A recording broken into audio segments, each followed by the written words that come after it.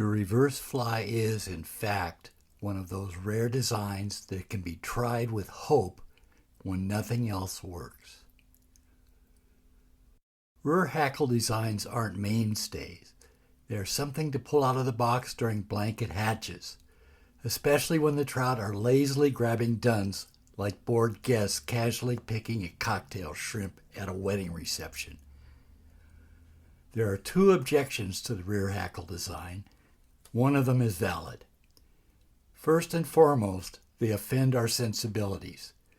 When Lee Wolf himself originated the eponymous Royal, he crafted everyone's ideal dry fly. You'll never see a reversed hackle fly etched on a shot glass. With a straight face, some people will tell you that the design inhibits hook sets. These are people who are immune to empirical evidence. My experience with reverse ties has been as imitations of blue-winged olives, BWOs, our beloved BWOs. The bugs we usually call Baetis are actually comprised of several mayfly genera, including Baetis. The indispensable Trout Nut webpage explains why those of us on both sides of the Atlantic have every reason to be perplexed by the use of the word Baetis. Not going to read all of this to you right now. Just know that entomologists never get tired of screwing with nomenclature. Look at the abject mess that they've made of the bugs we were happy to call Baetis. The take-home lesson is that we should never have allowed entomologists access to DNA sequencing technology. Great Britain's insect biota is much narrower than ours.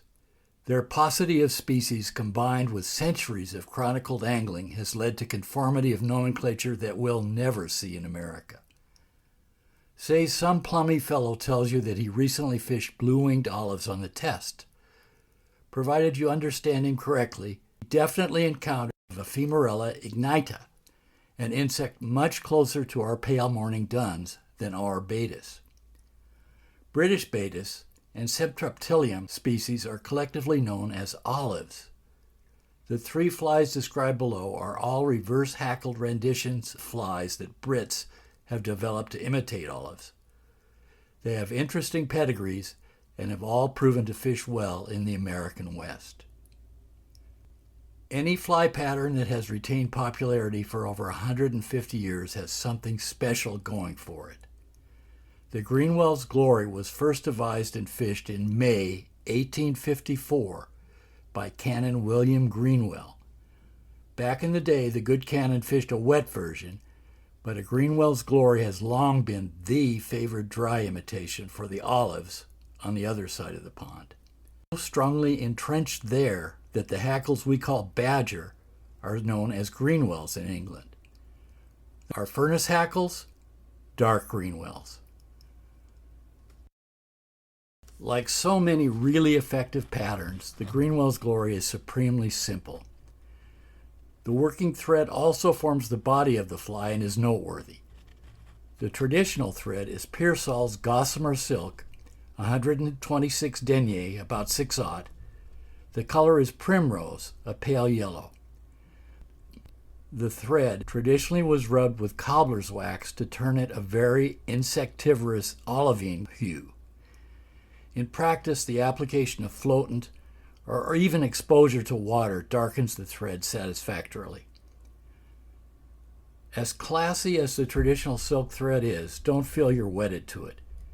UTC Ultra Thread in watery olive makes a wonderful substitute and is available as fine as 70 denier.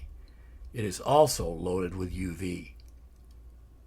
The rest of the fly is straightforward. I use golden pheasant tippets to form the tail.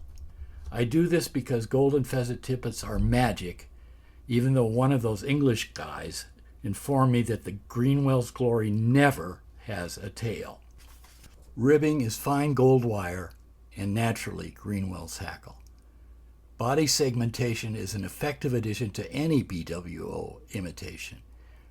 Wire or thread ribbing, buyout bodies, stripped quill, overlapping different colored stripped hackle stems, or even tricks with thread can all achieve segmentation.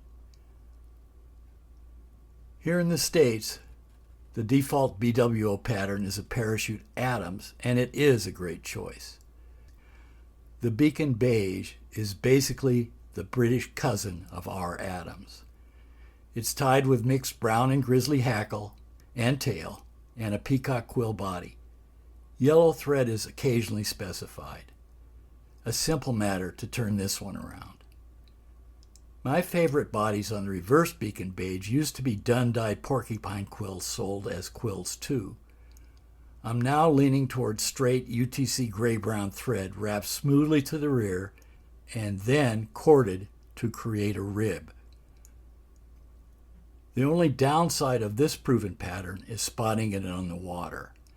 After a particularly squinty day on the Missouri, I tied some with a fluorescent orange CDC puff behind the hackles, and I almost always put a flag on them now.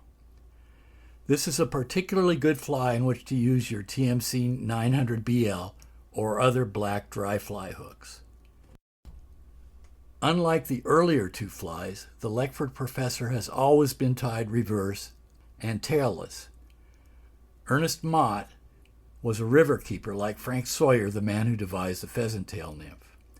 Like the PT nymph, Mott's Leckford Professor doesn't look too much like a natural insect to our eyes, but the trout emphatically disagree.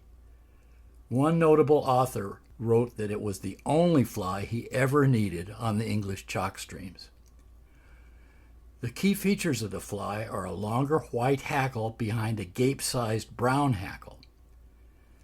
Some descriptions of this pattern feature a hare's ear body with a gold tinsel rib. The pattern I copied from a magazine article had a pale gray dub body with fine silver rib. Roll them as you see fit. Ignore this odd-looking pattern to your detriment. I glommed onto a white whiting neck to tie just two killing patterns, the Leckford Professor and Tiny Renegades. You do fish renegades, don't you? They are effective for almost any